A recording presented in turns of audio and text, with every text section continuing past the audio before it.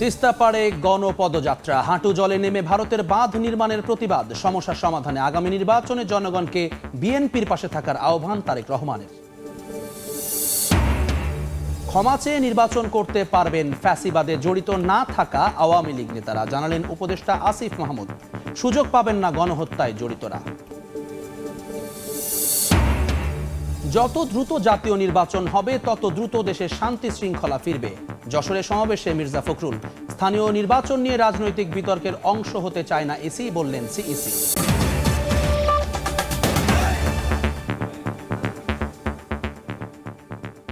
জনপদের সময়ের সঙ্গে আছি আমি জুম্মান সাদিক জ্যাভলিন। ভারতের পানি আগ্রাসনের বিরুদ্ধে শুকিয়ে যাওয়া তিস্তার হাঁটু জলে নেমে ন্যায্য হিস্সা দাবি করছেন উত্তরের জনপদের লাখো মানুষ। উজানে বাঁধ নির্মাণ করে বাংলাদেশের মানুষকে বঞ্চিত করার বিরুদ্ধে গণপদযাত্রা করেছেন তারা। উত্তরবঙ্গের 11টি স্থানে কর্মসূচিতে ভার্চুয়ালি যোগ দিয়ে বিএনপির ভারপ্রাপ্ত চেয়ারম্যান তারেক রহমান বলেছেন, অভিন্ন 54 নদীর পানি কারো করুণা নয়, বাংলাদেশের অধিকার। দাবি আদায়ে আগামী নির্বাচনে জনগণকে বিএনপির পাশে থাকার আহ্বান জানান তার। মিজানুর রহমান ও মোবারক হোসেন শুভর ক্যামেরায় লালমনিরহাট থেকে আহমেদ সালেহিনের রিপোর্ট।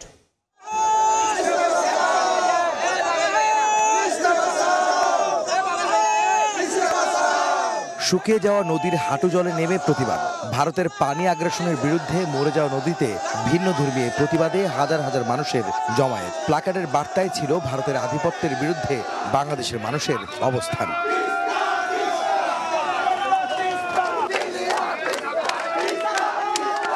ভারতের উজানে একের পর এক বাঁধ নির্মাণ করে ভাটির দেশ বাংলাদেশকে পানি থেকে বঞ্চিত করার অভিযোগে তিস্তা নদীতে এ কর্মসূচি। কৃষক শ্রমিক জনতার সঙ্গে অংশ নেন রাজনীতিবিদ, সামাজিক সাংস্কৃতিক অঙ্গনের মানুষও। মানুষ আজকে জাগ্রত হয়েছে তিস্তা বাঁচার জন্য।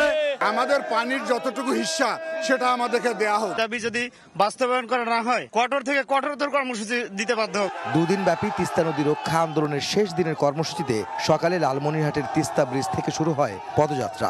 লাখো জনতার অংশগ্রহণে প্রতিবাদ জানানো হয় আন্তর্জাতিক আইন অমান্য করে ভারতের বাঁধ নির্মাণের। 3 কিলোমিটার পথ পাড়ি দিয়ে রংপুরের কাউনিয়া বাজারে ঘুরে আবারও লালমনিরহাটের তিস্তা ব্রিজে এসে শেষ হয় পদযাত্রা। জাগো বাহে তিস্তা বাঁচাও, এই আন্দোলন নিয়ে, এই স্লোগান নিয়ে তিস্তার পানির ন্যায্য হিস্সার দাবিতে আজকের এই পদযাত্রা। মানুষগুলো বলছেন তাদের জীবন জীবিকা নির্বাহ, ফসল ফলাদি উৎপাদন সহ সবকিছু নির্ভর করছে এই তিস্তার পানি দিয়ে। যে কারণে এই পানি তাদের জন্য কতটা মূল্যবান, কতটা তাদের জন্য গুরুত্বপূর্ণ তা আবারও প্রমাণ করতে রাজপথে নেমেছেন এই এলাকার উত্তরবঙ্গের বাসিন্দারা। গঙ্গা নদীর পানি যখন তার একটা রংপুর ও কুড়িগ্রামে জনতার সমাবেশে অংশ নিয়ে বিএনপির স্থায়ী কমিটির নেতারা বলেন, পানির ন্যায্য হিস্সা বুঝে না পাওয়া পর্যন্ত আন্দোলন চলবে। দাবি পূরণে নির্বাচিত সরকার দরকার বলেও জানান তারা। শুধু প্রাণের দাবি না, একটা আন্তর্জাতিকভাবে ন্যায় নীতি, ন্যায্য দাবি। এটা সবগুলো দেশের সমন্বয়ে একটি ব্যবস্থাপনা থাকে। আজকে সেই ব্যবস্থাপনা এখানে ফেল করে গেছে। ভারত যেমন উজানের দেশ বলে ভাটির দেশকে পানি বঞ্চিত করে, আমাদের হাতেও কিছু কিছু যন্ত্র আছে যেটি আমরা ব্যবহার করলে ভারত আমাদের কথা শুনতে বাধ্য হবে। এটার জন্য দরকার একটা নির্বাচিত সরকার।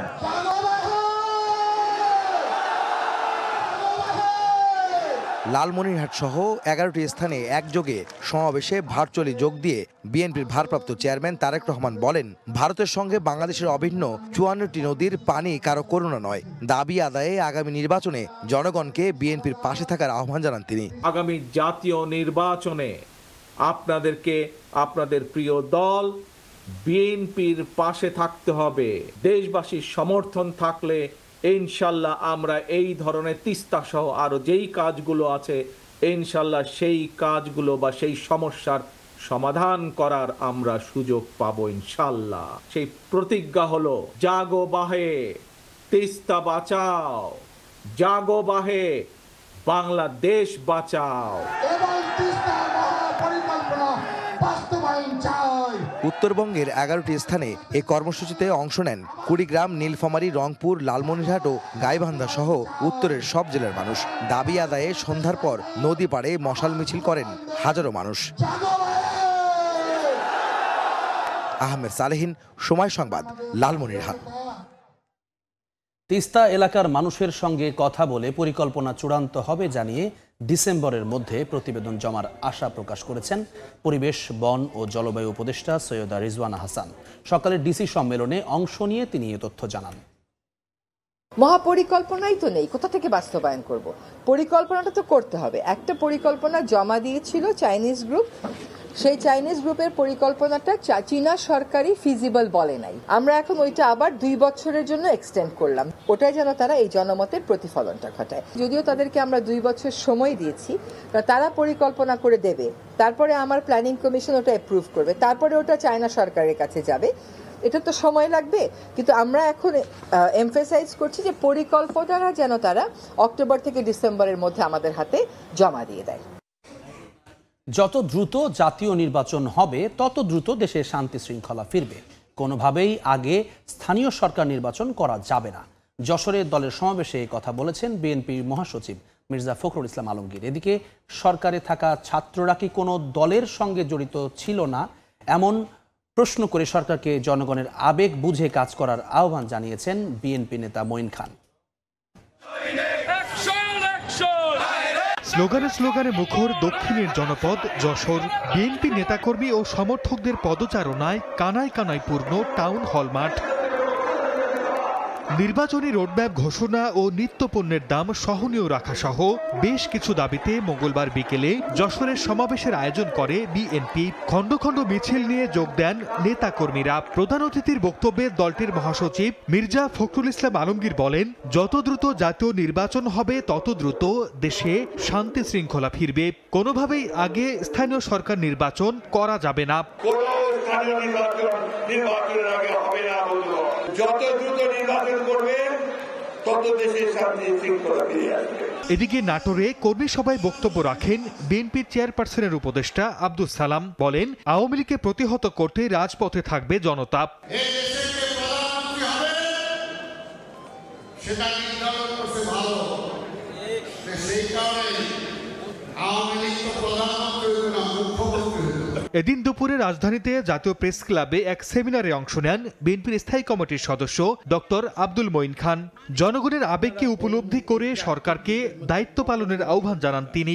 এই সরকারকে উপরে আমাদের অনেক আস্থা, তাদের শক্ত হাতে একটি কাজ করতে হবে, দ্রুততম সময়ে এ দেশকে স্বৈরতন্ত্রের যে অধ্যায় ছিল সেই অধ্যায় থেকে গণতন্ত্রের অধ্যায়ে রূপান্তর করতে হবে। অন্তর্বর্তী সরকার গত 6 মাসের সাহসিকতার সঙ্গে দেশ পরিচালনার বার্তা জনগণকে দিতে পারেনি বলেও মন্তব্য করেন এই বিএনপি নেতা। সেই রাজপথে যারা সর্দার মোহাম্মদ আরিফ, সময় সংবাদ। স্থানীয় সরকার নির্বাচন নিয়ে রাজনৈতিক বিতর্ক চলছে। ইসি সেসবের অংশ হতে চায় না বলে মন্তব্য করেছেন প্রধান নির্বাচন কমিশনার এএমএম নাসির উদ্দিন। সন্ধ্যায় জেলা প্রশাসক সম্মেলনের সমাপনী দিনে নির্বাচন কমিশনের সঙ্গে বৈঠক শেষে তিনি জানান, নির্বাচন আয়োজনে আইনের সর্বোচ্চ প্রয়োগ করবে ইসি। সুষ্ঠু নির্বাচনের জন্য এখন থেকে মাঠ পর্যায়ে কাজ শুরু করতে জেলা প্রশাসকদের নির্দেশ দেয়া হয়েছে বলে জানান তিনি। আগে নানা রকম চাপ ছিল, তাই নির্বাচন নিয়ে জনমনে আস্থার সংকট সৃষ্টি হয়েছে। আইন থাকলেও আইনের প্রয়োগ না থাকায় এই সংকট দেখা দিয়েছে বলে মনে করেন প্রধান নির্বাচন কমিশনার। তবে এখন অন্যায়ভাবে কেউ কোনো চাপ প্রয়োগ করতে পারবে না বলে জেলা প্রশাসকদের আশ্বস্ত করেন সিইসি।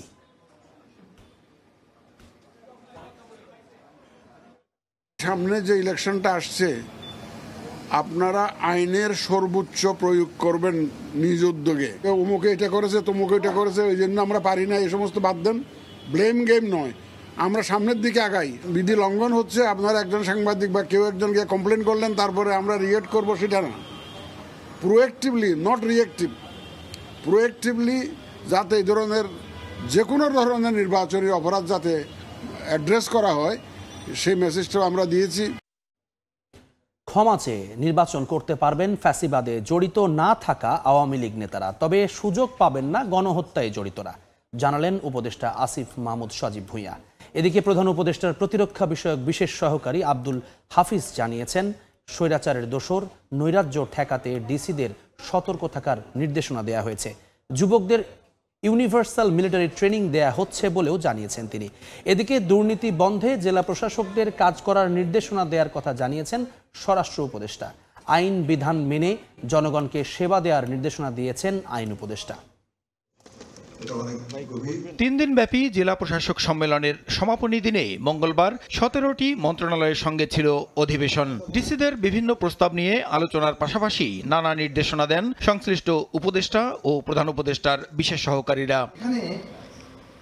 সকালে ওসমানী স্মৃতি মিলনায়তনে বৈঠক শেষে প্রধান উপদেষ্টার প্রতিরক্ষা বিষয়ক বিশেষ সহকারী জানান, স্বৈরাচারের দোসররা সংগঠিত হচ্ছে, এ ব্যাপারে অভিযান পরিচালনার পাশাপাশি ডিসিদের সতর্ক থাকার নির্দেশনা দেওয়া হয়েছে। যুব সমাজের জন্য একটা ইউনিভার্সাল মিলিটারি ট্রেনিং এর ব্যবস্থা করা যায় কিনা, যেখানে দেশের প্রতিরক্ষায় তারা অংশগ্রহণ করতে পারে। আনসার ভিডিপির মাধ্যমে প্রত্যেক ইউনিয়নে একটা করে কোম্পানি অলরেডি ট্রেনিং দেওয়া হচ্ছে।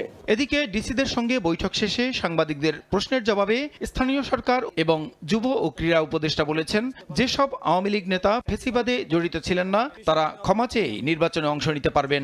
উপদেষ্টা নাহিদ ইসলাম বলেছেন যে যারা আওয়ামী লীগ করেছে কিন্তু কোনো প্রকার অপরাধের সাথে যুক্ত নয়, তারা ক্ষমা চেয়ে আবার কেউ যদি নির্বাচন করে তাতেও কোনো বাধা নেই। আইন উপদেষ্টা বলেন, জনগণকে নিপীড়নে মাঠ পর্যায়ে প্রশাসনকে ব্যবহার করেছিল ফ্যাসিস্ট সরকার। ডিসিদের আইন বিধান মেনে কাজ করার নির্দেশ দেওয়া হয়েছে বলে জানান তিনি। ভবিষ্যতে বাংলাদেশে যেই দলই ক্ষমতায় আসুক, কোনোদিন যেন আমাদের যে প্রশাসন ক্যাডারে যে অসীম আমাদের সম্ভাবনা শক্তি রয়েছে, এটা যেন জনগণকে নিপীড়নের কাজে না লাগিয়ে আমাদের সংবিধানে যেভাবে বলা আছে জনগণের সেবা করার কাজ যেন লাগায়। এদিকে দেশের আইন শৃঙ্খলা অনেকটাই সন্তোষজনক জানিয়ে স্বরাষ্ট্র উপদেষ্টা বলেছেন, আইন শৃঙ্খলা আরও উন্নত করা এবং দুর্নীতি কমাতে ডিসিদের নির্দেশ দেওয়া হয়েছে।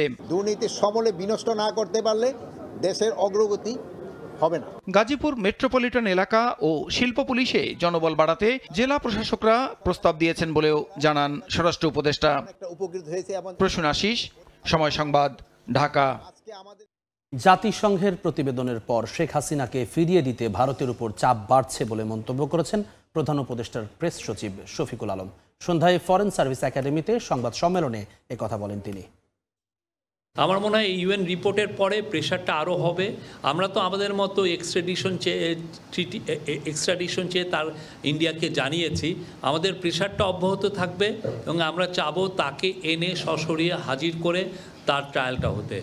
বাংলাদেশের মানুষ তার ট্রায়ালটা দেখতে চায়, তাকে আইনের আওতায় আনাটা সবাই, এটা আমাদের একদম টপ প্রায়োরিটি এবং আমরা সেই লক্ষ্যে যতগুলো কাজ করা দরকার সবগুলো কাজ আমরা করছি।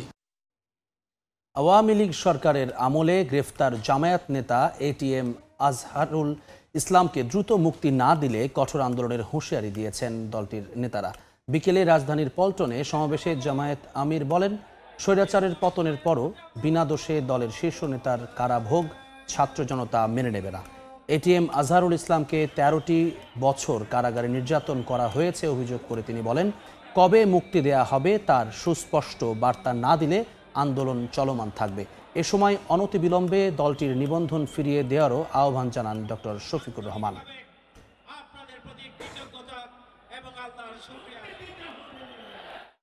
বাংলাদেশ ফ্যাসিবাদ থেকে মুক্ত হলো, আমাদের প্রশ্ন ফ্যাসিবাদের সবচেয়ে কঠিন সাক্ষী আজহারুল ইসলাম সাহেব মুক্ত হলেন না কেন? আজহারুল ইসলাম সাহেব কবে মুক্তি হবেন সুস্পষ্টভাবে জানতে চাই সরকারের কাছে। ম্যানুয়ালের পরিবর্তে অবশেষে চট্টগ্রাম বন্দরে চালু হলো অত্যাধুনিক অনলাইন গেট পাস সিস্টেম। এতে বন্দরের সংরক্ষিত এলাকায় গাড়ির চালকরা মোবাইল অ্যাপসের মাধ্যমে আগেই গেট পাস নিয়ে সরাসরি বন্দরে প্রবেশ করতে পারবেন। ফলে বন্দর এলাকায় যানজট কমার পাশাপাশি আর্থিক ও সময় অপচয় রোধ হবে। পাশাপাশি বন্দরের কার্যক্রম আরও গতিশীল হবে। আশরাফুল আলম মামুনের ক্যামেরায় বিস্তারিত জানাচ্ছেন ফেরদৌস লিপি। চট্টগ্রাম বন্দরের অভ্যন্তরে প্রবেশের অপেক্ষায় পণ্যবাহী ট্রাক, কাভার্ড ভ্যান চালকদের গেট পাস মোবাইলে বারকোডে স্ক্যান করছেন নিরাপত্তা কর্মীরা। মোবাইল স্ক্রিনে চলে আসছে ড্রাইভারের ছবি, নাম ও কোম্পানির তথ্য। আগে থেকে মোবাইল ব্যাংকিংয়ের মাধ্যমে চালকরা পরিশোধ করেন ফি। এতে 1 মিনিটেরও কম সময়ে দ্রুত বন্দরে প্রবেশ করছে কন্টেনারবাহী যানবাহনগুলো। বন্দর এলাকায় কমছে যানজটের ভোগান্তিও। মঙ্গলবার সকালে চট্টগ্রাম বন্দরে এই অত্যাধুনিক অনলাইন গেট পাস ইস্যু কার্যক্রম উদ্বোধন করেন সংস্থাটির chairman Real admiral SM. Moniruzzaman. বলেন, বন্দরে আমদানি রফতানি কার্যক্রমে গতি বাড়বে, যার ইতিবাচক প্রভাব পড়বে পুরো অর্থনীতিতে। সুফল সারা দেশের মানুষ পাবে, ভোক্তাদের উপর এটার একটা ইতিবাচক প্রভাব পড়বে। জিনিসপত্রের দাম স্থিতিশীল থাকবে, জাহাজের ভাড়া কমে যাবে, কন্টেনারের ভাড়া কমে যাবে, সামগ্রিকভাবে আমাদের অর্থনীতির উপর একটা ইতিবাচক প্রভাব পড়বে। অত্যাধুনিক এই পদ্ধতিকে স্বাগত জানিয়েছেন বন্দর ব্যবহারকারীরা। এক্ষেত্রে সফটওয়্যার জটিলতা এড়াতে কয়েক স্তরের ব্যবস্থা চালু থাকবে বলে জানান সংশ্লিষ্টরা। এটা ভেরি ট্রান্সপারেন্ট, ভেরি এফিশিয়েন্ট। এইটা আপনারা এখন এইটা আপনি দেখবেন যে উইদিন ভেরি শর্ট টাইম এটার ইম্প্যাক্ট আপনারা দেখতে পারবেন। 4টা রিডান্ডেন্ট আছে এখানে, একটা প্রবলেম হলে আরেকটা কাজ করবে, আরেকটা প্রবলেম হলে আরেকটা কাজ করবে। চট্টগ্রাম বন্দরে প্রতিদিন গড়ে 5 থেকে 6 হাজার গাড়ি প্রবেশ করে বলে জানিয়েছে বন্দর কর্তৃপক্ষ। ফেরদৌস লিপি, সময় সংবাদ, চট্টগ্রাম। জনপদের সময়ের শীর্ষ সংবাদগুলো জানিয়ে দিচ্ছে আরেকবার। তিস্তা পাড়ে গণপদযাত্রা, হাঁটু জলে নেমে ভারতের বাঁধ নির্মাণের প্রতিবাদ। সমস্যার সমাধানে আগামী নির্বাচনে জনগণকে বিএনপির পাশে থাকার আহ্বান তারেক রহমানের। ক্ষমা চেয়ে নির্বাচন করতে পারবেন ফ্যাসিবাদে জড়িত না থাকা আওয়ামী লীগ নেতারা, জানালেন উপদেষ্টা আসিফ মাহমুদ। সুযোগ পাবে না গণহত্যায় জড়িতরা। এবং যত দ্রুত জাতীয় নির্বাচন হবে দেশে তত তাড়াতাড়ি শান্তি ফিরবে। যশোরে সমাবেশে মির্জা ফখরুল। স্থানীয় নির্বাচন নিয়ে রাজনৈতিক বিতর্কের অংশ হতে চায় না ইসি, বললেন সিইসি।